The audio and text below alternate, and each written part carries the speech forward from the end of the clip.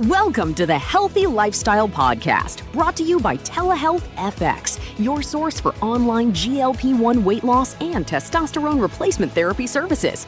Visit telehealthfx.com to get medically guided access to weight loss peptides like semaglutide and tirzepatide delivered right to your home. That's telehealthfx.com. Now, here's your hosts. Last episode, we told you that most people don't get enough fiber. So today, we're going to complicate your life a little because we're doing the other half of that fight, protein, and specifically Proteinmaxxing. Which is everywhere. Protein cereal, protein popcorn, protein water. If it can hold a gram of protein, somebody's put it on a label and charged you extra for it. And the whole idea behind Proteinmaxxing is basically get as much protein as you possibly can because more is always better. Now here's what makes this episode tricky and honestly kind of fun. Last time, with fiber, the trend was mostly right. With protein, the truth is more of a yes, but. And there's actually big news that changes the conversation. For decades, the official recommendation was 0.8 grams of protein per kilogram of body weight. That's the number your doctor's chart was built on. Well, the new 2025 to 2030 Dietary Guidelines, released this past January, raised it. The new range is 1.2 to 1.6 grams per kilo. Which is a real jump. For a 150-pound adult, that's going from around 54 grams a day up to somewhere in the 80s or low hundreds. So the trend that people used to roll their eyes at, the more protein crowd, just got a lot more scientific backup. But, and this is the key word, the guidelines call that a floor, not a ceiling. It's the amount to aim for, not the finish line where you keep pushing forever.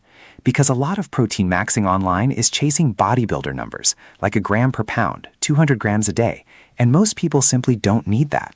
So let's answer the real question. How much do you actually need? For general health, that new 1.2 to 1.6 grams per kilo is a solid target. If you're older or you're lifting weights regularly, the science supports going higher, up toward 1.6, and for serious training, even a bit beyond. But here's the thing people miss. Your muscle-building machinery basically maxes out around that 1.6 mark. Past a certain point, extra protein isn't magically becoming more muscle. Your body just uses it for energy. So the guy eating 300 grams isn't building 3 times the muscle of the guy eating 100.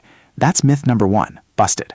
More is not infinitely better. Myth number 2 is the big scary one, and I hear it constantly, that high protein wrecks your kidneys. This one needs to die. Researchers at McMaster University pulled together more than 24 studies, published it in the Journal of Nutrition, and found no evidence that high protein harms kidney function in healthy people. The temporary bump in kidney... Today's episode is brought to you by Telehealth FX, your source for online GLP-1 weight loss and testosterone replacement therapy services. Visit telehealthfx.com to get medically guided access to weight loss peptides like semaglutide and tirzepatide delivered right to your home. That's telehealthfx.com. Now back to the show. Activity that scared everyone, that's just a normal adaptation, not damage. And a huge long-term study, the Framingham data, found no link between higher protein, even over 100 grams a day, and declining kidney function in healthy adults. So for a healthy person, the kidney fear is basically a 50-year-old myth. Now, one honest and important exception. If you already have kidney disease, that's completely different. Those folks often do need to limit protein, and that's a conversation with your doctor, not with your feed. But if your kidneys are healthy, you can let this fear go. There are a couple smaller myths worth a quick hit. One, that you can only absorb 30 grams of protein at a time. Spreading protein out does help, but you're not flushing the rest down the drain if you eat more. And 2, the panic that you have to chug a shake within 30 minutes of your workout. That anabolic window is way wider than people think. Your total for the day matters far more than the exact minute. So let's make it practical, because this is where it clicks. The single best move is spreading protein across your day. Most people get almost none at breakfast, a little at lunch, then a giant pile at dinner. Flip that. Aim for a solid source at every meal, roughly 25 to 40 grams each. Whole foods first, as always. Eggs, Greek yogurt, fish, chicken, lean meat, and on the plant side, beans, lentils, tofu. And notice, beans and lentils show up on both this list and last week's fiber list. That's not an accident. Which is the whole point we keep hammering. Protein versus fiber is a fake war. You do not have to pick a team. The best eaters are quietly getting both, often from the same foods, and skipping the drama entirely. Common mistakes, fast round.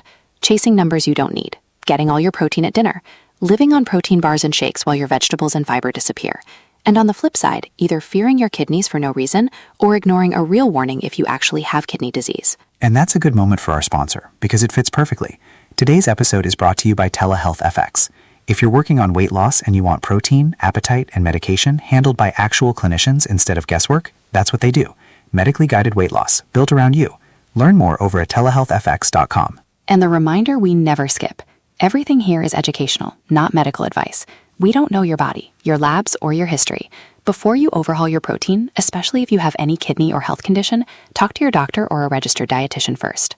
All right, 3 takeaways. 1. The protein recommendation genuinely went up this year to about 1.2 to 1.6 grams per kilo, so more protein than you were told a decade ago is legitimately supported. 2, but that's a floor, not a license to go infinite. Muscle building plateaus around 1.6, and for healthy people, the kidney fear is a myth. You don't need bodybuilder numbers. And 3, how you spread it beats how you stack it. Protein at every meal, mostly from whole foods, alongside your fiber, not instead of it. And your one action step this week, anchor your breakfast with about 25 to 30 grams of protein. That's the meal almost everyone underdoes. Eggs, Greek yogurt, a scoop in your oatmeal, just breakfast all week. If you try it, comment and tell us what your go-to protein breakfast is. We're always stealing ideas from you guys, honestly. And if you know someone deep in the protein versus fiber wars, send them both episodes and end the argument for them. Subscribe so you don't miss what's next, and we'll see you then. Take care of yourselves. See you next time. Thanks for listening. Be sure to visit our sponsor, Telehealth FX, your source for online GLP-1 weight loss and testosterone replacement therapy services. Go to telehealthfx.com to get medically guided access to weight loss peptides like semaglutide and tirzepatide delivered right to your home. That's telehealthfx.com. See you next time.